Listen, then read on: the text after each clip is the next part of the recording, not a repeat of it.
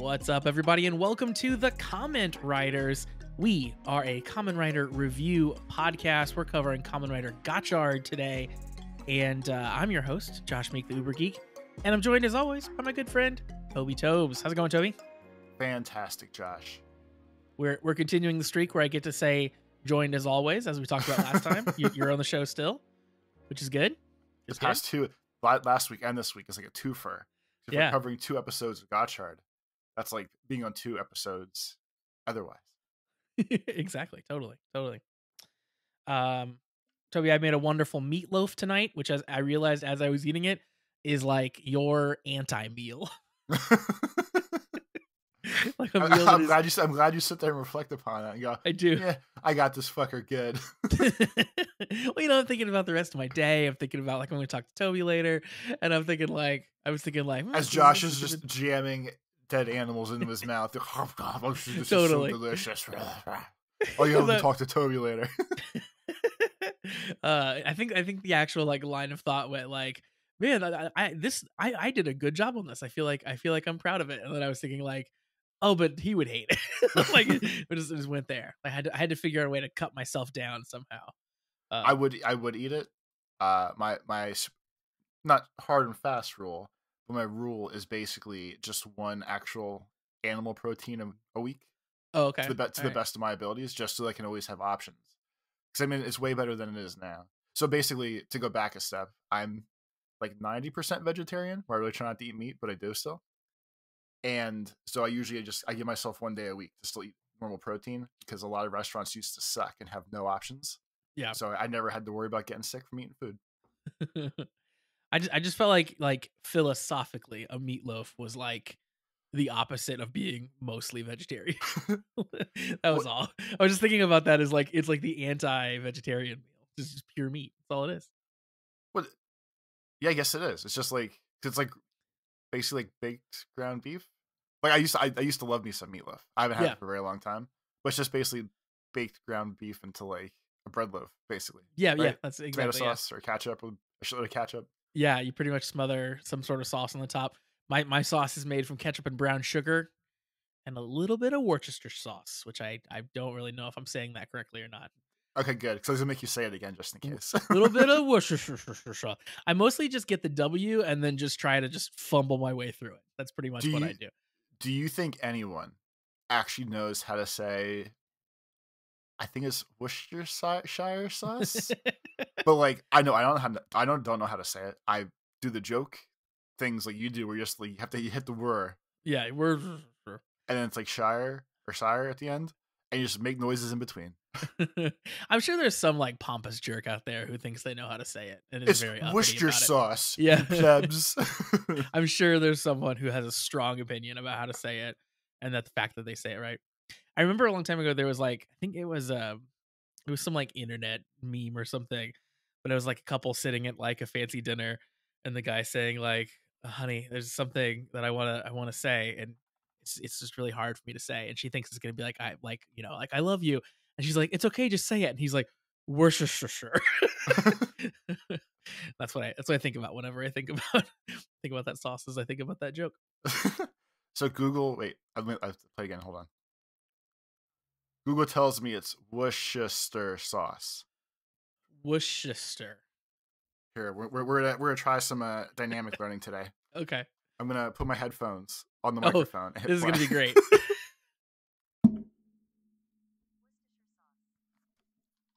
Did you hear it? No, it didn't work at all. Must have gotten noise gated out. God damn it!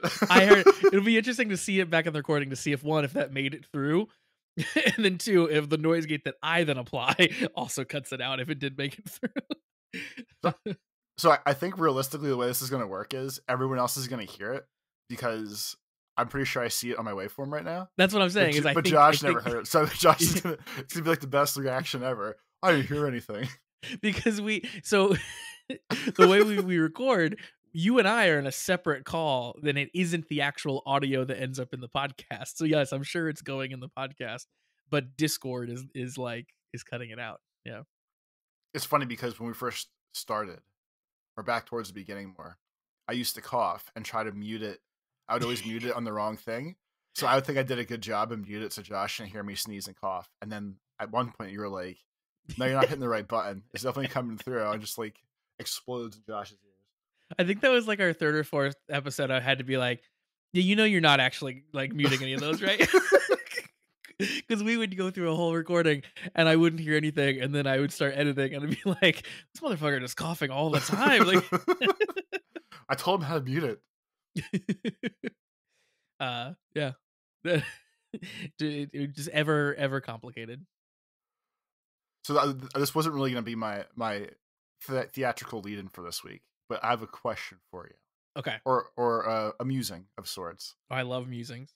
Did you ever see and this is not a sponsorship or a sponsored ad or anything It's like not that? a hashtag ad. Yeah. Did you ever see those Conqueror challenges? It's like the virtual get exercise things where they give you the big flashy medals. I have no idea what this is. No. Okay, so some company called it's Conqueror Events, but they give out extremely fancy, like almost like Olympic medals. I'm gonna send you a picture of the medals while we talk about this. Oh yeah, they're wild looking. So their whole thing is you do virtual tours of places, and it's just really just gets you outside. Like if you do like the Mount Fuji tour, you basically walk however long Mount Fuji is, and you can do like virtual Google, like when you drop your little personal Google Maps, whatever that's called.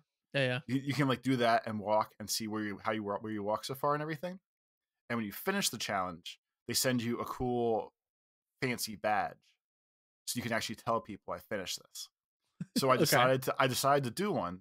Nice. Because it seemed like a good way to get some exercise, or like make exercise fun and rewarding and get achievements. I do like Chivos. Right. But so for whatever reason, my phone has been having a lot of issues with apps recently, and it won't let me register in their app on my phone. So I emailed their support and I bitched and I was like, I can't register the thing. So they made me an account. They're like, hey, here's your log on your password. And I can't log in either. So now I'm torn because like if I can't, like I can go walk all I want to, but if I can't get my stuff tracked for the badges, you might as well not do it. I might as well not do it. And they're like, well, you can just like tag your information online and just manually add like, oh, I walked half a mile today towards a challenge. But it's really not the same thing because now I'm just typing numbers in a website, which I could do anyway if I really just wanted the badges. It does sort of bring it down a little bit. I don't understand how this works. I'm sorry that your phone's broken, and I'm sorry that you can't get the achievement properly here. But now I've happened upon some questions here on this website because the first ones I was looking at made sense. They're like places, right? Like Mount Fuji. One's like taking a walking tour all around Mount Fuji, and the Yosemite National Park. Those make sense. That's the one I picked. But finish your question. I'll tell you why that's the one I picked. Wait, but you're not near there. But you don't. Why would you have to be? Wait, so this isn't about going to that place and walking there? Oh no. Oh, okay. That's so, what I was like, not understanding. Okay. Yeah, so like it's all it's like when COVID was this thing, they used to have virtual 5Ks where you just ran anywhere, and they virtually put your little avatar in an area. I get it. So this is like, so I signed up for the Yosemite one, and I won't be able to find it. So we'll use Mount Fuji. So Mount Fuji is 46 miles long. So in the app, it wants you to walk 46 miles to finish the challenge in the amount of time that they recommend, or like your. Oh, you have a time limit for it too? Your suggested like mental timing of like, if I walk a mile a day, it takes me 75 days. I'll give myself 2.5 months. Okay. Got it. So yeah, so it's just supposed to be like, so when you use the app in the virtual part, you do like the Google Earth view of you going along the trail in like Yellowstone or Mount Fuji. Oh, that's cool. And you get like little postcards of information. Like you can, like, again, virtually see where you are in this place. Okay. I totally get that now. And that answers my second question, which is, why are there Lord of the Rings ones? So you see my confusion when I thought you had to go to a physical place, and then one is the Shire. I was gonna say, well, your first question was kind of leading up to that. We're like, oh, it has to be a real place, and it seemed whatever. So on the other half of this, it's a bunch of real, actual landmarks, which are like some are cool, and others like there's a bunch of ones from the Americas, ones from like Japan and like Hawaii and shit like that. But then the other ones are like, there's a ton of Game of Thrones ones. There's a Yeah, they ton have, of Lord of the Rings ones, and then a Scooby Doo one. and then a Scooby Doo one. But like most of these things like don't appeal to me. We're like they're like, oh, you can get the Lord of the Rings 6-pack where you go from, let's see what it says. You go from the Shire to Mordor. So you go through the Shire and then the Fellowship and the Mines of Moria and the Eye of That's Sauron kind of and neat. Mordor. Like, that's kind of neat that you like are following the book story as you go. Like, that's fun. Yeah, and then I there's get it. Witness Aragon as he unites the men of Middle Earth, and it's like Rohan and Helm's Deep and Gondor, and these are like the Shire is 145 miles. So Holy crap! that seems like an intense one to start on. Like Mordor's 280, 282 for that's crazy. but it's one of those things where like the national park kind of ones, like the Mount Fuji ones, are neat. But I feel like this website more leans into like their whole thing is like we have the Lord of the Rings stuff. And Yeah, it just seems weird where like if these things don't appeal to you, like I would never do these because like I don't care if I walk through the Shire. And then I also found out there's other sites that do these same, like this is like the big one that I see ads for, but there's definitely other sites that do the same exact thing with the badges. So I might have to start shopping myself around. yeah, if their website won't work for you, their app won't work for you. You're like you'll take your business elsewhere. Dude, their Berlin Wall one actually has a chunk that comes out of it. That's so cool. Yeah, like and the badges are neat. And then my final piece of this is for the badge and a certificate. It's like $30 a set. I was gonna ask you how much they were. Yeah. Yeah. Or if you want a T-shirt that comes with the T-shirt is just a picture of the badge on the shirt, basically. Then it's like $65. So I did a cheap badge one first just to test it, and like everyone's confirmed this is like it's legit. They actually send you this stuff. The medals actually look impressive and are cool. But I figured they got me. They got me. Yeah. I mean, like, spending $30 at the end of walking. This one is like 40 some miles at the end of walking. Some of these are big, right? There's like 50 miles around here. Like walking like 50 miles and then spending $30 to get a little commemorative thing for it seems reasonable to me. That doesn't seem too crazy. Yeah, especially like I mean, we're all friends here. I spend my money on way dumber shit. Oh yeah, totally. But Yeah, but no, I'm hoping spending the money makes me more motivated to do it. Along with then like I can get the dog outside too and make him go with me. Yeah. And then the dog gets exercise. So it's like a win for everybody in the house. Yeah, I mean, like, I know how my brain works, and I think it's very similar to yours. Is like, the incentive, the achievement that you get a thing for doing the walking is definitely like that is motivating for sure. I do think weirdly the Scooby Doo one is the most exciting one to me. Because it's like glow in the dark and stuff. I like that. So You get to unravel the mystery. It should come with a mask. We can like. It should. It really should. Oh, the Scooby Doo one's way more expensive though. Oh, is it? It's $50. We'll have to see about that. It's also you get. Do you get postcards with all of them? They're virtual postcards. Oh, okay. So I don't know. I would assume it's just to send you a picture of the place, which is kind of stupid too. Maybe, yeah. But that's okay. I think the Scooby Doo one might be a bit more involved because it also says you get clues with it. So I think there might be like actually a mystery to solve along the way. Yeah, it seems like there's like more game to the Scooby Doo one. That's what we need. Interesting. Crazy. I didn't even know this existed. What a whole world. And so Instagram ads are the worst thing ever. I think we talked about this before, so we'll make it quick. But I've bought so much shit from scrolling through Instagram, and like I know the ads are very good at retailing themselves to you over and over and over. So like I'll get an ad for like, look at these cool octopus shirts, and I see like one or two, and I'm like, yeah, I should probably get these. And then my ads for now and forever are always like, look at this cool indie t-shirt / hoodie company, and it's like there's so much random shit just comes in the house.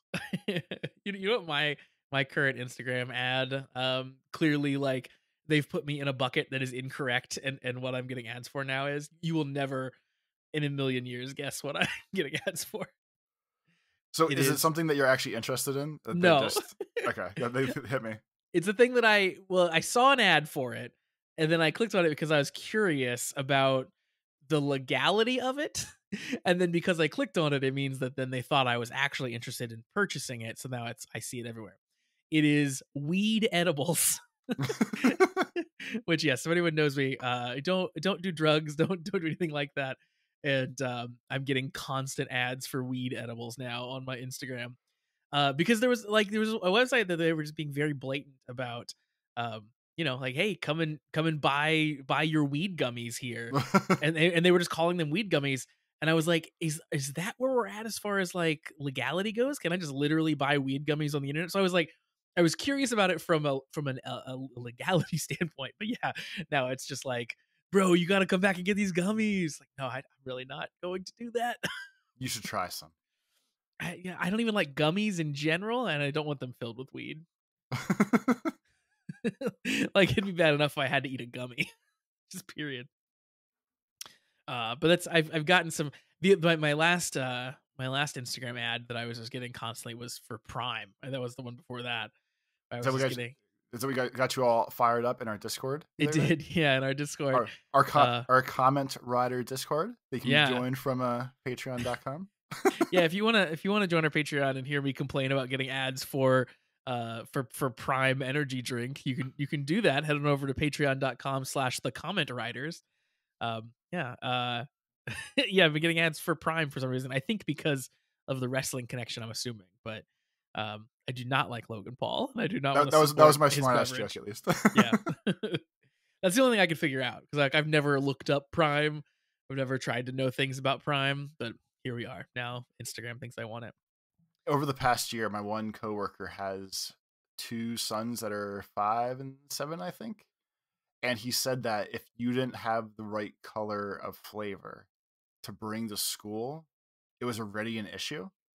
And one of the flavors were rare enough that kids would actually get into fistfights. I mean, obviously the little kids, but they'd get into fights about like, oh my god, you have the limited strawberry banana flavor, and they'd actually get like aggressive and fight over these little Prime. And how old did you say the kid is? Like, his kids didn't. Kids in their grade did, but they're 5 and 7, so like elementary school. Holy crap!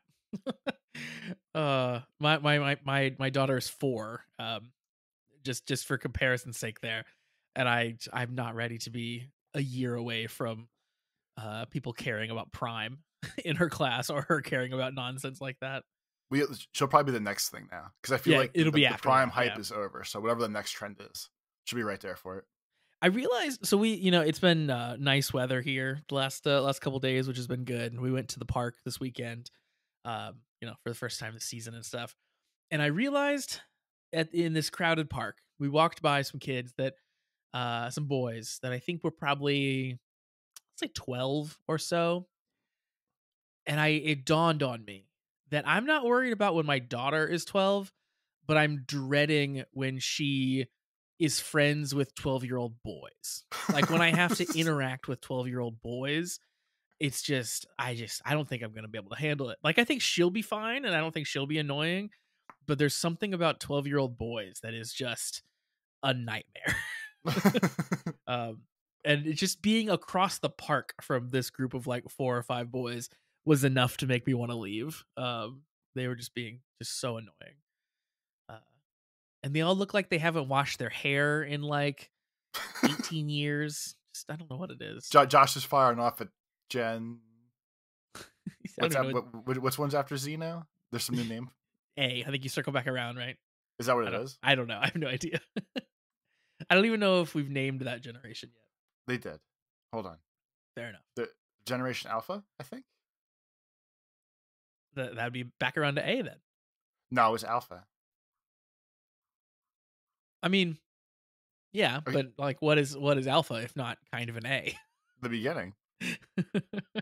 Well, I'll be Generation Omega to them then. Yeah. I'll end them. Yeah, so Z or I generation was 97 to 2010, and then 2010 to 2024 is Generation Alpha. They're the first generations of kids who will never know a time when social media didn't exist, and they should be far more tech savvy than any generation previously. See, I hear that, and I think like their brains are just going to be completely effed. Like, they're not going to know a world. Well, especially too, like, they were born, or at least developing during the 2-ish years of COVID lockdown for us. Yeah. Yeah. So like they're gonna have their own. I guess we all did. They're definitely Yeah. gonna have some challenges as they get older here. Yeah, I don't know about you. I came I came out of COVID a very different person, I think. Definitely weirder and way more like uh way more of like a homebody, like less likely to leave the house, that kind of stuff. So you're just one of those people that probably you always had that in you, and that I think gave you so. that gave you the excuse that gave a bunch of people of Yeah. like, well, I really don't have to go outside and do shit if I don't want to, and now it's just Well, built into you. Well, like I used to like work in an office, and then COVID happened, and then now I work from home. So that's a big difference, right? Like, so it's like I used to leave the house every single day, and be gone for the majority of the day, and now it's like a week can go by, and I'll realize like, oh, I've only left the house like once this week. Now, not so much like lately because I have to pick my daughter my kid up from her care. So I leave the house at least for that. But like aside from that, I don't really leave the house that often. And then I realize that and then start feeling bad about it. And then I'll go do something. But yeah, My, I think it is an inherent trait in me to just not ever leave the house. my main thing with it is it's really hard for me to keep track of days, like as this has progressed on like longer and longer. Yeah, for sure. Like I think it was the same as you, but I got sent home the first week it all hit. I got sent home from work, and I've never been back since. Like I've Yep. literally never been back to work yet. So at some point, every day is the same, other than Monday is talking to you, which usually helps me mark off Yeah, what day Monday is. it is a nice weekly thing. Yeah. And then Wednesday is usually my wings night, as is legend. So the middle of the week, it's usually like, oh yeah, today's wings, and then that's how I can keep track of what day of the week it is. Yeah. And besides that, like it all blends together. Like Saturday seems like Sunday, seems like Tuesday sometimes. The nights I don't sleep at all, then when I wake up the next day for like if I don't sleep at all tonight, when I go to bed on Tuesday and wake up Wednesday, it'll seem like, is it Wednesday? Is it Thursday? I slept until 8:30. I probably should have got up before this. Do I have to get up for work? What the hell is going on? My whole brain's fried. Yep. World's a crazy place. Speaking of crazy places, Toby, you mentioned our Discord. We talked about the Patreon, patreon.com/the Comment Writers. We do a bunch of bonus content over there. Right now, we are watching through Kamen Rider X-Aid. You can watch along with us. We put up every single episode. You can hear our commentary over top of the episode, kind of like Mystery Science Theater, but for Kamen Rider. We've already done all of Black Sun, and now we are well along, getting close, honestly, to finishing X-Aid. So you can go sign up for $3 a month and check out all those past episodes, and of course, get access to the Discord. We also, Toby, have an email address. We don't have any emails to read this week, but we love getting emails from our listeners. So you can send those emails over to cast@commonwritersucks.com. Once again, that is cast@commonwritersucks.com. There are links to all of that down in the description as well. I just realized that every time I say down in the description, I point with both fingers down. No one can see Oh me. yeah. No one knows what I'm doing, but 2 arrows pointing down. Toby, I think we've rambled long enough. Let's jump into what we're here to talk about, which is Kamen Rider Gotchard. Ooh. We have 2 episodes to talk about this week, episode 24 and 25. And luckily, much like last week, they nicely made both episodes fit together. And not only that, but half of one of the episodes was just a recap of the whole season for reasons that are unbeknownst to me. Oh, I'm so excited to get into that with you here because there were some big head scratchers for me for these 2 episodes, and I just lots to talk about here. So diving in, yes, as you said, the first one, this first episode opens very strangely. You get like a little bit of like, in the middle of the action type stuff going on. We'll talk about further down. We kind of get back to all that. And then we get like a little bit of a scene with Gurion and Minato, and clearly Minato has kind of given him the evil eye. They just captured Warp Terra. We saw that before. And then we get over to the kids. And this is where I was initially very confused in this episode, Toby. Because we're at Kitchen Ichinose, and Hodoro's mom is like, hey, I had this food. Where did my food go? And then they're like, "Oh, I think that this Kemi erased them." And I'm like, "What? When did this happen? This didn't happen in the last episode." I was like, "What? Where did all this go?" Turns out they were doing another like flashback thing. And earlier And that there's one was like, so we had that our whole time travel jump ahead and work backwards yep, complaints before, and at least like they did the quick opening scene with it, and I was like, oh, we're starting mid fight. I wondered if I had forgot the last episode. And then part of a fight, we saw some special stuff, and then when the groceries started, they basically just did like, hey, we went back in time 30 seconds. Like they just like yes, yeah. they went ahead 4 minutes and then went back 30 seconds before those 4 minutes and just redid everything again. It was bananas to me that they pulled this trick twice within like I don't know, a minute of each other. Like the whole just like, oh, we're seeing the future and now we're not. Like, um, I just it's crazy that they did that twice. I don't know. It's just like that's not how storytelling works. You don't get to do that two times. Uh, but especially this one, like the I don't know. Like so we, we'll talk about it later, but we saw the 10-liner like preview at the very beginning. And that like you said, that made me go, "Wait a minute. Did I download the wrong episode? Like am I watching the wrong one first?" I got over that confusion. I was like, "Okay, they're setting us up for something." And then that I instantly get back into, "Wait, no, I'm still confused about this." Like I literally paused the episode and went and like double checked like on the internet to make sure that I had downloaded the correct one. I even went back and looked at our last posted video to make sure that the last one that we had watched was 22 and 23. um, This is at least from my understanding of your situation. This is like when you said you watched Loki season 2, but it was actually Loki season 1 all over again, and you were just yes, confused and thought it was the same thing. 100% it is that. Yeah. But no, this is just the plot device that they decided to use for some reason. And very, very confusing. Yeah. So they cut back 30 seconds, as you said. There is a rubber based Kemi, Kazuzo, or something like that. And Renge rubbed it too hard and it went a little crazy. He's an eraser. Like of all Yeah. dumb things to make, like it's obviously like it's like we complain about Pokemon and the choices they made for new Pokemon at this point. Of all the things to pick, they literally found like a 10-cent school eraser somewhere on the street, probably like it was on someone's desk.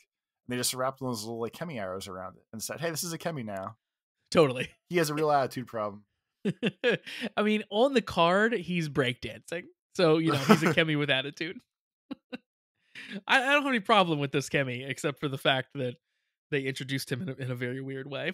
But that Kemi erasing things because he got rubbed too hard is the setup for the most confusing clip portion of an episode that I've ever seen as to why it exists. Because part of this is Sabi Maru's his data gets erased during this big erasing fest, so he needs Hodoro to tell him about being Kamen Rider Gotchard so he can rebuild his data. And then they basically then for a little while go back through and recap what has happened in Kamen Rider Gotchard up until now.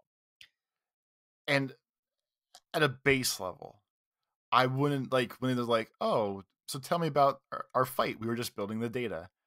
I was expecting just like, "Oh, we're recapping last week's episode. Oh, we're recapping this fight we just had, and ha ha ha, this is interesting." I Nope. didn't expect him to go.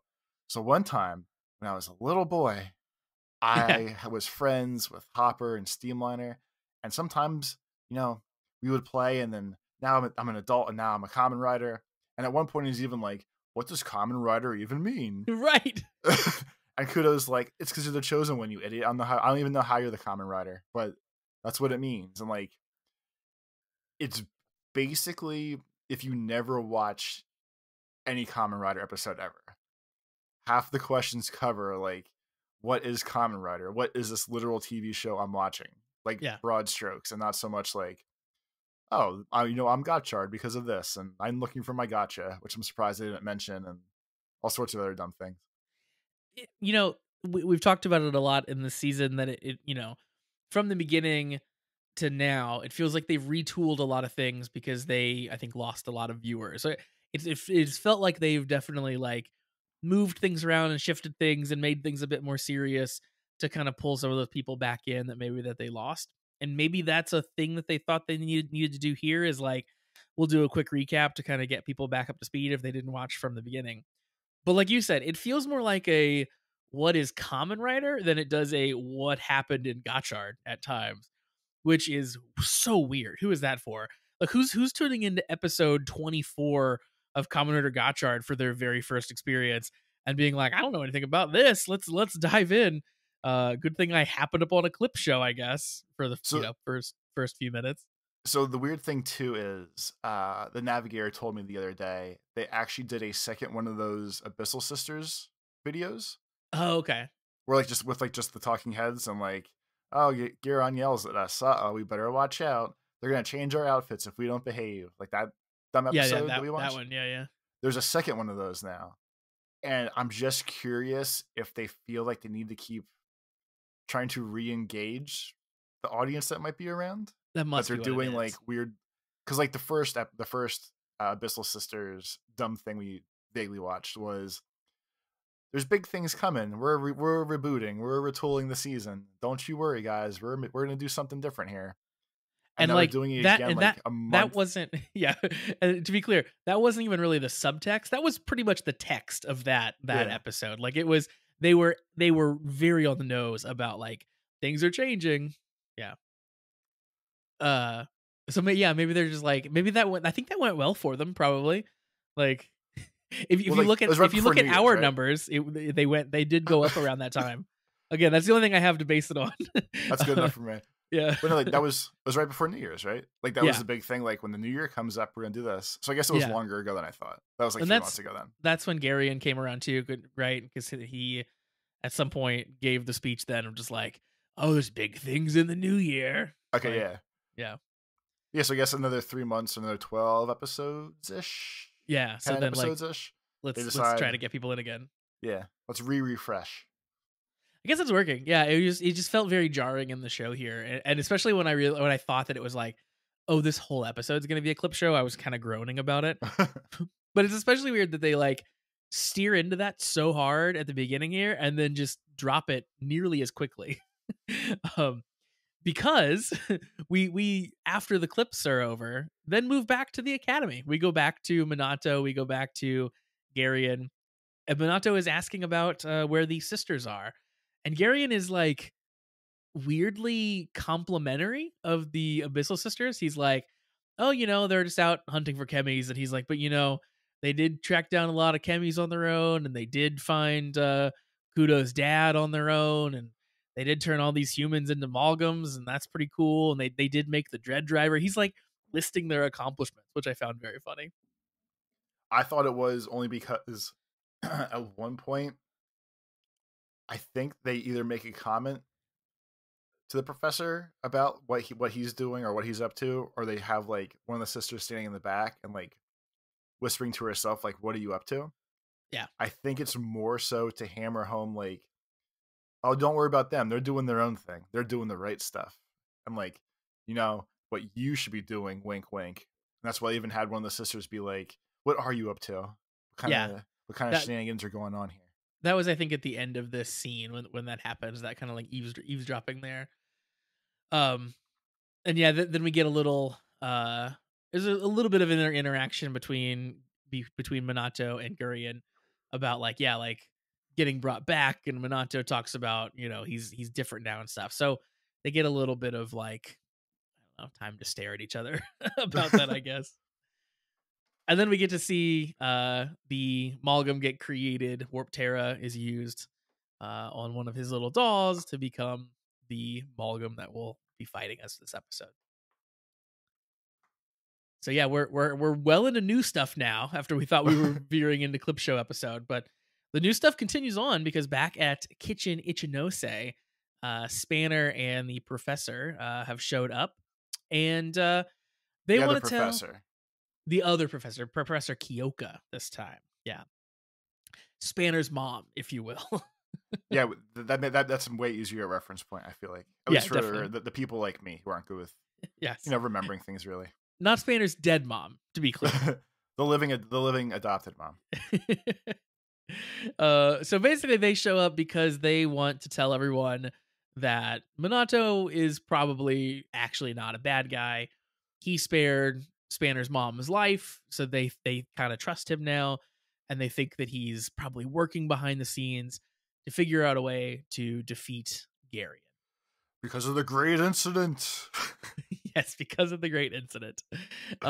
They want to talk about this great incident, but before they can, there basically is a note that kind of flies into the building. When they open it, it is a message that says they will they should meet at a specific place to defeat Garion. Then they all assume that it is from Minato. And It's that in his he's handwriting. We have to go. exactly. He's sending messages to them, and they're gonna run out. So they do that, Toby. They run out, and this scene's great. They show up, Minato's there, and as they're like, "Oh my gosh, Professor, it's you! This is great." Wormholes just open up all over them and start like sucking their cards away from them. And they all instantly sort of like drop all their cards, all their Chemi cards. They all get sucked up into a wormhole.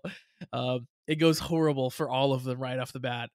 Hodoro loses every single card he has except for Steamliner, including Hopper. Hopper's down the drain, man. And all that he has left is Steamliner.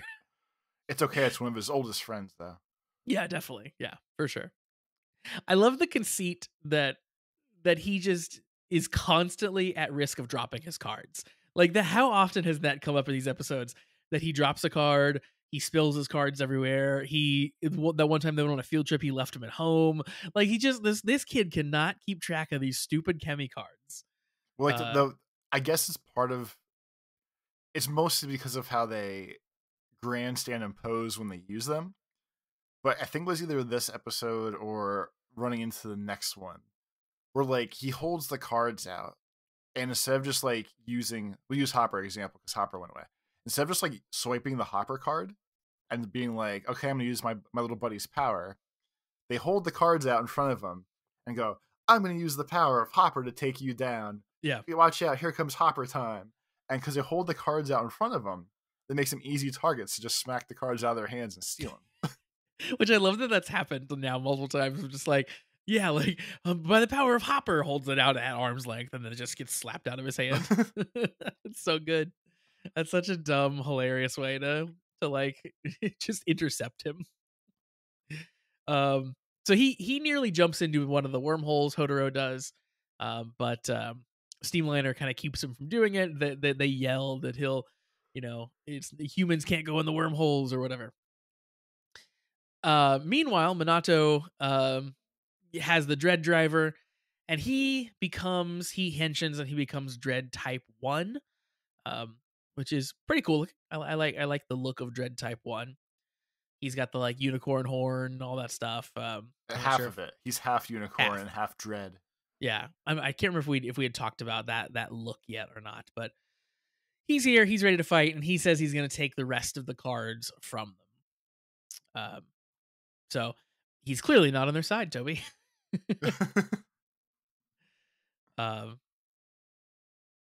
Back in the academy area, I think at this point we see Gurion sort of like he's like watching, and he's pretty sure like he's got Minato under his thumb. His heart's in the right place. Yep, exactly. We know what he's up to. And then we find out why he thinks the great incident. Yeah, we find out what the great incident is.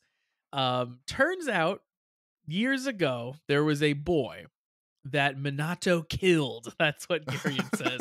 Do you remember the boy's name that you killed? It was Suzuya something or other. Garion basically is like, oh, I hope that doesn't happen again or whatever. We don't really know at this point what happened, but they word it as Minato killed this boy. Okay. Yeah. That sigh is my frustration for when we get to the next episode and find out about this. Nonetheless, let's see. This fight continues. Hodoro is obviously super sad that he lost his buddy Hopper 1 and all of his other cards. And he is ready to go take the fight to them. He's like, I'm gonna go get him back. They all think that the cards went to the alchemy headquarters. He's ready to go. He's like, we're gonna go down there. We're gonna kick some ass. We're gonna bust some heads. We're gonna get these cards back. And then someone has to point out, like, dude, you can't even henshin. You have one card. What are you gonna Everyone knows you can't henshin with one card. It has to, the numbers have to add up to 10. do? Yes, except Toby, there might be a forbidden technique.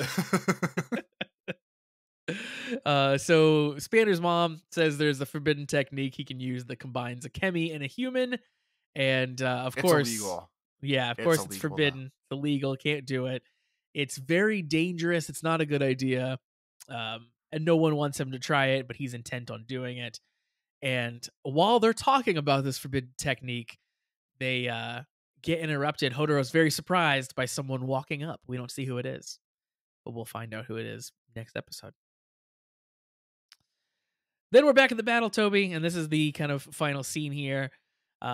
We get to see the results essentially of this forbidden technique, and we saw the beginning. Exactly, we saw it at the beginning, so it's not really a surprise. But Hodoro has an upgraded steam liner called 10 liner, so now it adds up to 10 all on his own. He henshins with it, and he becomes Iron Gotchard. I appreciate that, like, the level 10 chemis, or like the transformations tied to them. It's basically like Final Fantasy summons at this point. Totally. Like when he called 10 liner, like a whole train station CG appears behind him, and there's little trains in the stations ready to pull out and all sorts of crazy shit like that. And right before he turned into 10 liner Gotchard, I was thinking about it, and I feel like the end of almost every episode the past month plus has the scene where Hodoro is very upset, and then they play the piano version of the intro song. Yep. While he like monologues over sadness, like, I can't quit. My friends, I need to help my friends. I need to save the chemis. I have to do it. Yep. And I noted it in episode 24. And I was like, I'm pretty sure they do this specific song and move every week now. And then in the end of 25, they did it again. And it's the same exact point. It's like 2 minutes left in the episode. And we'll get to the incident with that part. But again, they play the sad piano version, and everyone cries and weeps and gets all moody. And then that's like the final culmination into the final scene of the episode. Man, yeah, I appreciate Hodoro's kind of like, pureness, if you will.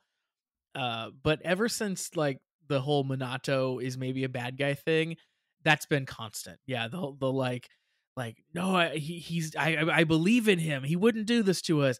It doesn't matter if he's good or bad. I have to fight to save the Chemi. Like he has to give that like rallying cry to himself while he's nearly crying every episode, like you said. And yes, we have our sad piano music. It always comes to that every episode. It's very anime, I guess. But yeah, these two episodes especially, it was very egregious because it's nearly the exact same thing that he's doing, the exact same sort of speech and feeling he's doing in front of the exact same people each time. It's like, okay, so we're still saying this to Minato again. Okay, great. I'm with you. I love the look of the big crazy henshins, like with these tens, like they are very Final Fantasy summons-esque. And I like the look of Iron Gotchard too. It might just be because I'm a train guy, but I thought that the train Kamen Rider looked pretty cool. It's a mix of both fine but stupid. Like it's so stupid. Yeah, the train engines for hands is the part that I think actually bothers me, but the rest of the outfit looks cool. I didn't like them at first until I realized that they were longer than his arms. So it's not just his fists are trains, but it's like these long trains that he has his arms inside of from basically the middle down. And that made them cooler to me because then they looked like big, like punching things. You know what I mean? And then later in the next episode, we actually see that he takes them off because he loads chemis into them and he like fires them off of his arm, which is kind of neat. So I don't know. I thought that Iron Gotchard was cool. I agree that the arms is a silly point and it looks a little ridiculous, but they always go very large for these like extra special transformations. That is certainly very large. There's a conversation, I think it's next episode, where they like talk about like, oh, you'll never he's just got the weight, basically. Like Iron Gotchards is the like he's the thickest Kamen Rider that we've ever had. He's like a wall, he just stands there. Exactly. But we end in a cliffhanger here. After we henshin to Iron Gotchard. We don't know, Toby, if the Amalgam is gonna get defeated or not. We don't know what's gonna happen. But we actually do, because the next episode opens with basically that fight ending in like 10 seconds. I wasn't sure if I was supposed to lay out there or not, so I'm glad we got to where we're supposed to go. I just wanted a little bit of like, dramatic silence there in the middle. It was good. So yeah, jumping into episode 25. It is a direct continuation of the end of episode 24 there. And like I said, Hodoro very quickly dispatches the Warp Terra Amalgam. He gets the Warp Terra card, but then Minato is still there. He's still Dread, and he hits Hodoro, and Hodoro has to de-henshin. And then Hodoro's about to collapse, and someone comes and catches him. Toby, who comes and catches Hodoro? The greatest hero of our time has finally returned. Papa Kudo was the man all along. I have so many issues with this episode, I think. It starts here.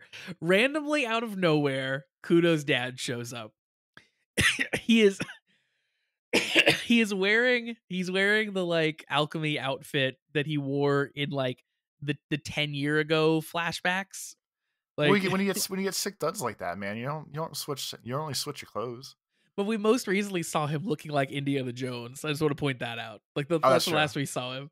And now he's back in his alchemy costume. Yeah, dude shows up out of nowhere to really like not as much fanfare as you would think. He grabs Hodoro, and then he basically whisks all the kids away and takes them back to Kitchen Ichinose. Turns out he was the mystery man that had showed up in the alleyway in the last episode.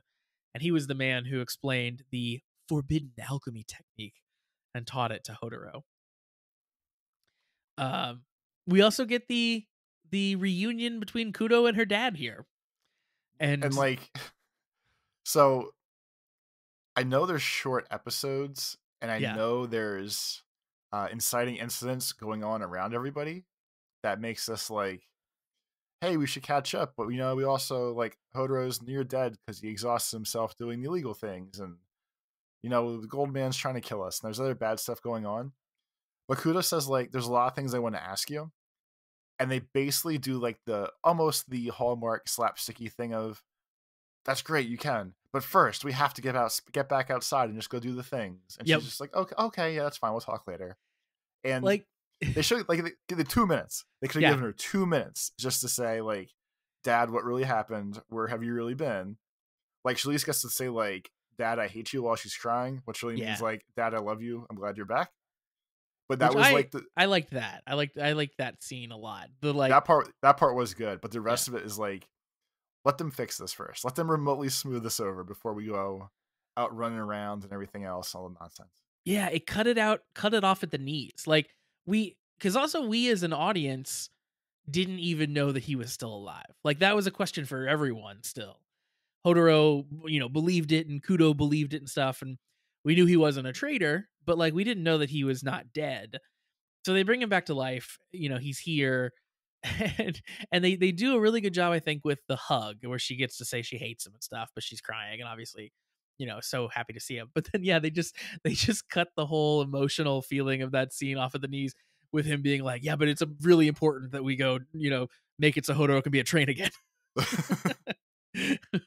Like I feel like we're standing here in this restaurant. You could give her 2 minutes of like a quick explanation. It's like, well, this happened and I couldn't come back until now because of this reason. But no, we don't get any of that. And that's one of the really annoying things here, because he just like, hopefully, Toby, they give us a really good reason why he seemingly got killed and then shows up now instead of earlier, because he just strolls back in the last episode.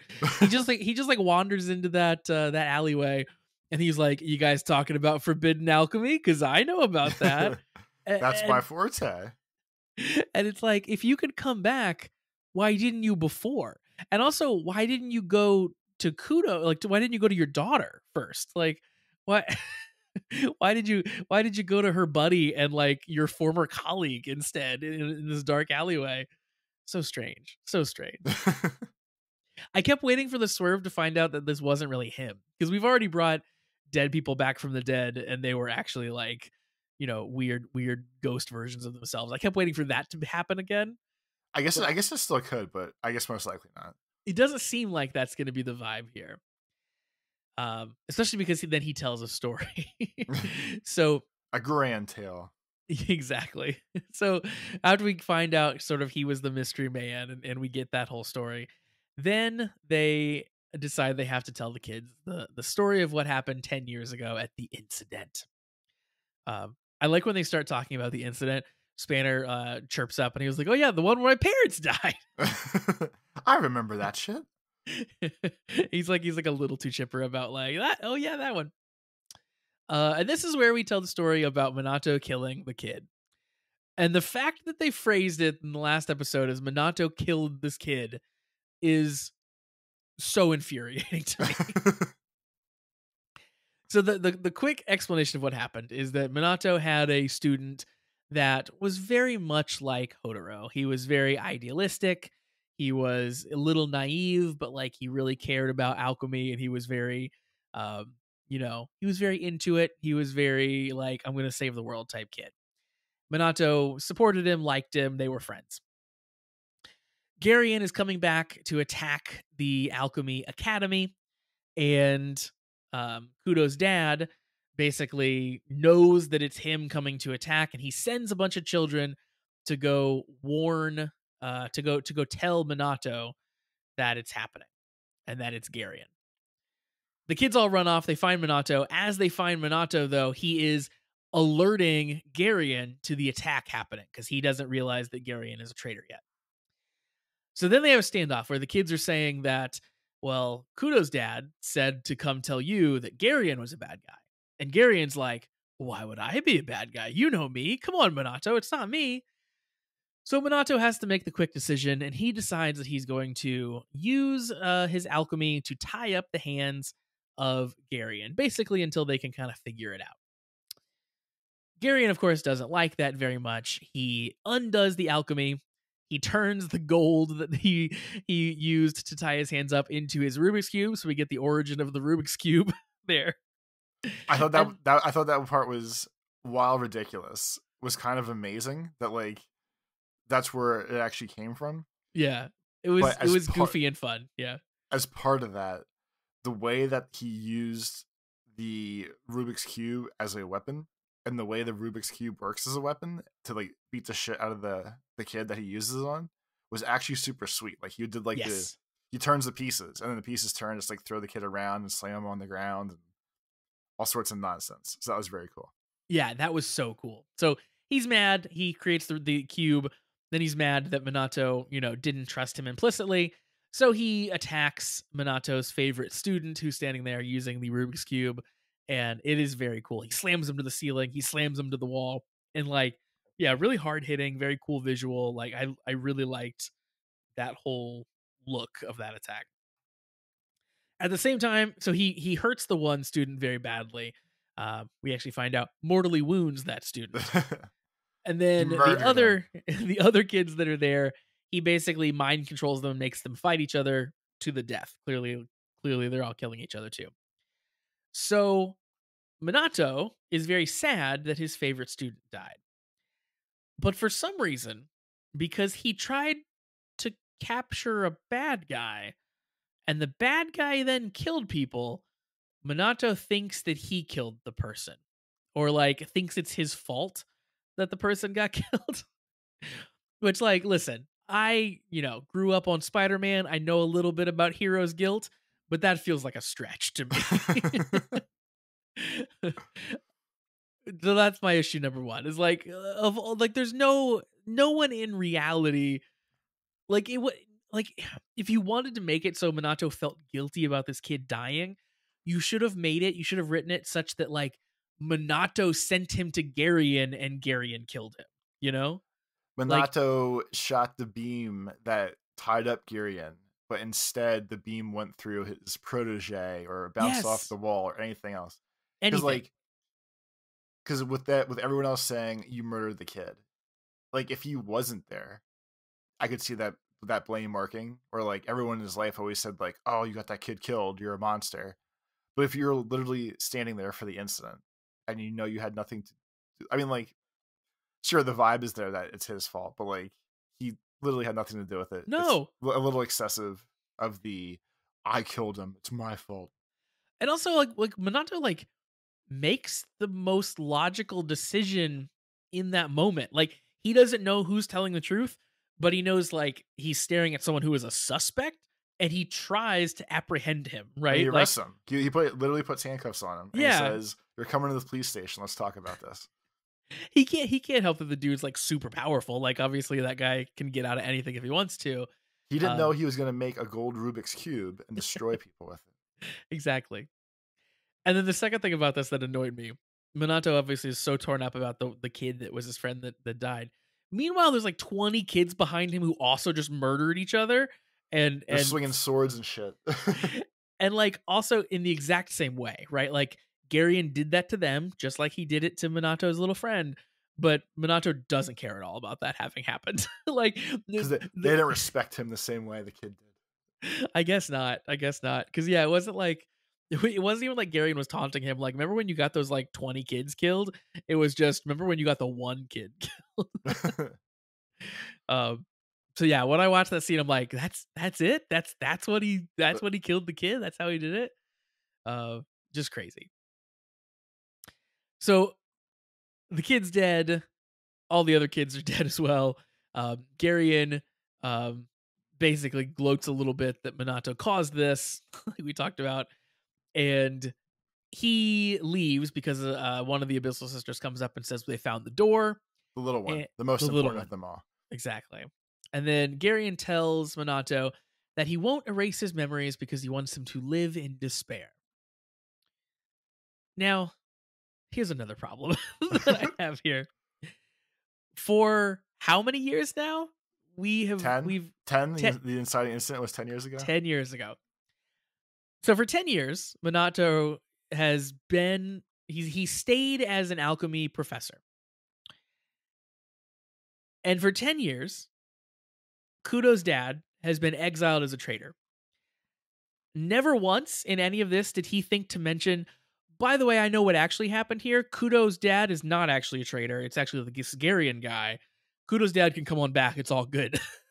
He didn't think to ever bring that up in one of the faculty meetings. Like, what incentive does he have to not have mentioned that until now? It's so weird, right?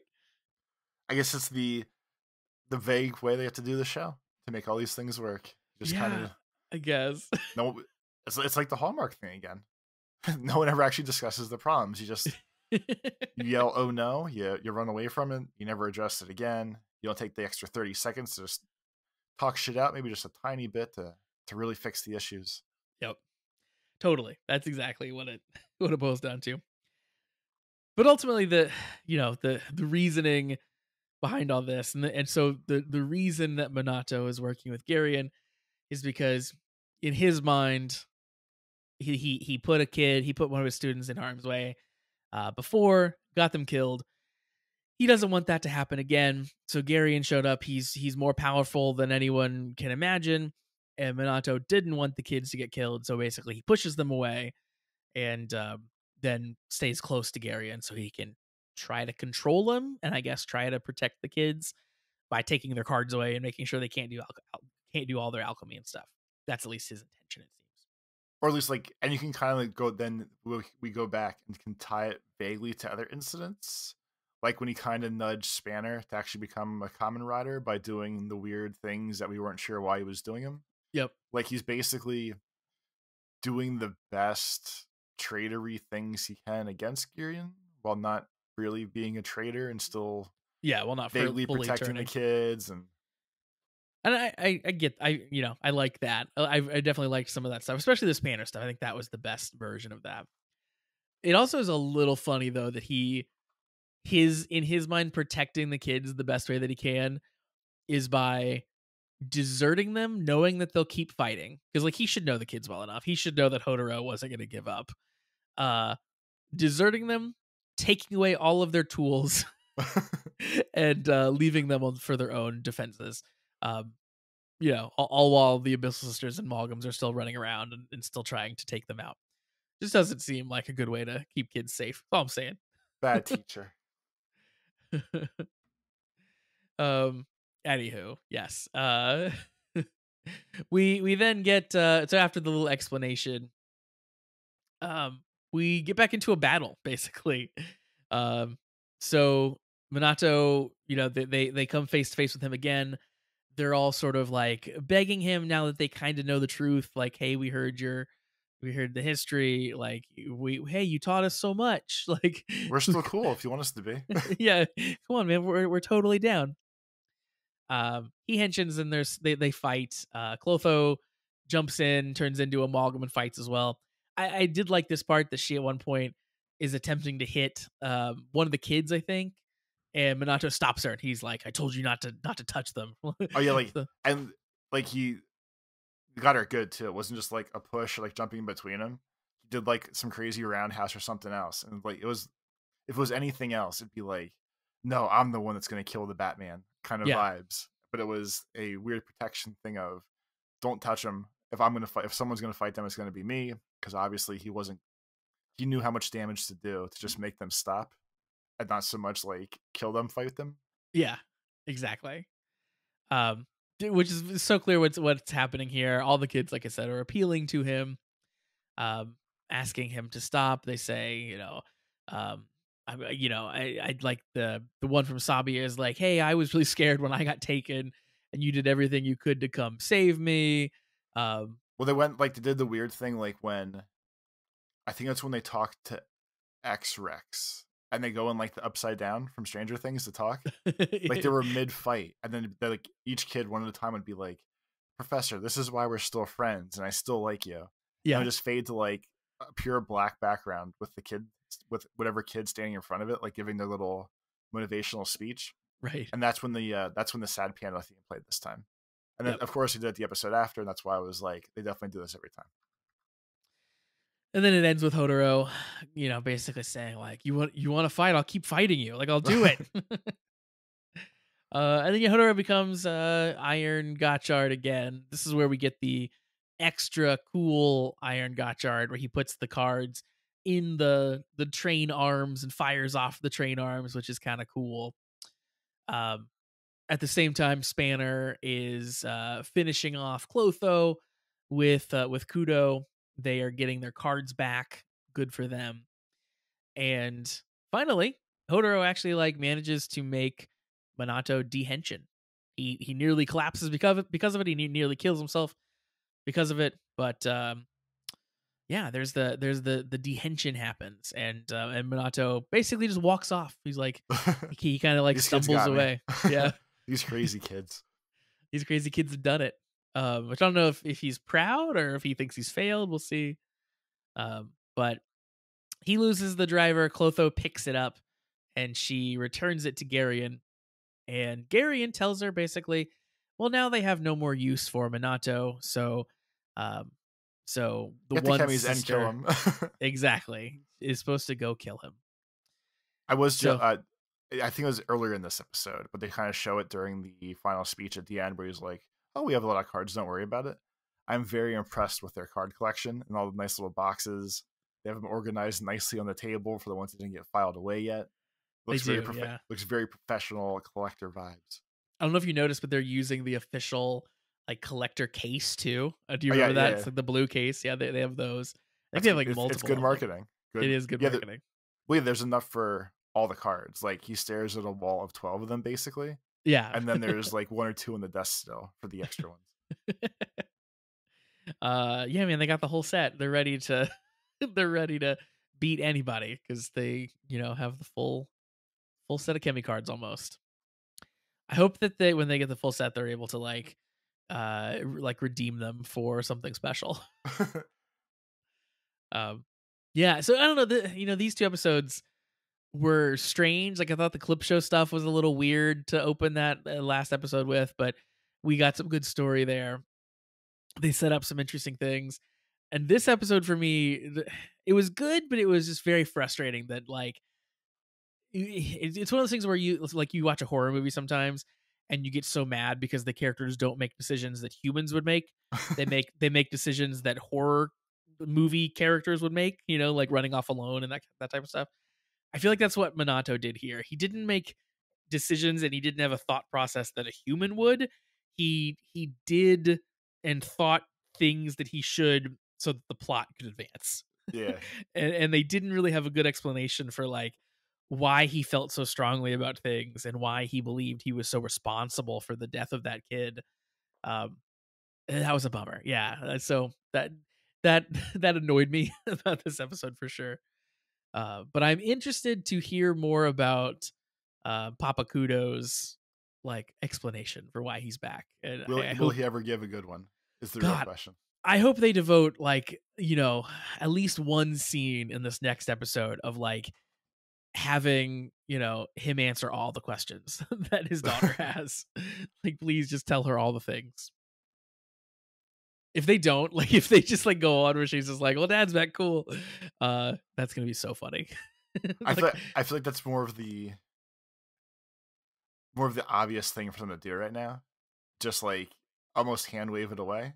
maybe, yeah. Just for the time, even just for the time being, at least until like whatever incident at the end, if he ends up getting hurt, dying, whatever. If there's like a incident like that at the end, that's when they'll finally do the speech. So like in the next episode or two, if they don't let him give his backstory and it's just kind of adjacent to everybody, I'm gonna almost guarantee he dies at the end because of that. I like it. That's a good like long call shot. I like it. Any other thoughts about these two episodes, Toby? That was mostly me complaining. What do you think? No, I mean like I agreed with most of it. These are like two of the ones where like there's times where we watch 20 minutes and I feel like there's 20 minutes of things that happened. And there's times where we watch 20 minutes and I feel like there's 5 minutes worth of things that happened. And like we said, these two episodes kind of tie together nicely, but they were both also kind of not real episodes, at least to me. Yeah, there was a lot of, as you were describing there with Hodoro towards the end. There's a lot of like fighting, but really it's a metaphor for like interpersonal struggle. Like oh my gosh, please be my friend again, Minato. And then there's a battle going on over top of it. Like there's a lot of that in these two episodes of like nothing is actually getting resolved here, and this is just a battle for battle's sake. Yeah, um, that's probably actually what it is. Like, I know there's shows about people fighting in costumes, but there's a lot of times that the people fighting in the costumes is the least interesting part to me. yeah, totally. Yeah. And she's Especially like, when it's like a lot of times it's a fight that you like saw the last episode too, like in this case. Like we already saw the 10-liner suit. Like we know what that looks like. It's not a new suit. Like we've already seen them fight him as Dread a bunch of times. Like it's like there aren't new fights even this time around. So it's like, yeah, it's not the most interesting part of that episode. The backstory is in this case. yeah, I'm with you. Yeah. Well, hopefully we get more good backstory next time around, Toby. they got two of the bad ones out, so the next one should be a good one. Yeah, I'm excited. Yeah, and I didn't like hate. I may be sounding very down on this, but like I just wanted it to be better. Like I loved the Minato is evil stuff. Like a lot of that was really good, and he played a really good bad guy. So like the fact that they didn't have a better explanation for why it was happening was a bummer because I really liked everything leading up to that. But anywho, that's gonna wrap up our discussion there of episodes 24 and 25. So once again, we do have an email address. We love getting emails from you all. cast@commonwritersucks.com for the email. We have a Patreon. Please check out our Patreon. We would love for you to see all the fun extra stuff that we are doing, our watch and reacts, getting access to our Discord, that kind of fun stuff. That is patreon.com/the comment writers, and also links down in the description for that. And of course, we are on the internet when we aren't doing this show. Toby, where can the people find you on the internet? On Twitter, it's at Life of Tobes. On YouTube, it's Tobes Plays. And Josh, don't edit it out. The dog is digging through the carpet next to me, and I can see the waveforms coming through. So I think Discord's probably sound gating those for you. Yep, But I don't hear them. But you will hear them on the real recording either way. Oh, I'm so excited. That'll be great. For me, you can find me on Twitter and other places at PrettyDeeceJosh. I am on Blue Sky at meek.lol and YouTube at PrettyDeece. So check out those places. So once again, that's going to wrap us up for this week. These 2 episodes, the double whammy of 24 and 25. We will be back next time around to talk about episode 26, back to our regularly scheduled 1 episode per episode programming. And until then, we hope you have a wonderful... The next one better be a good one. While Josh is closing, it better be a good one. Fingers crossed. So have a great week, everybody. Peace.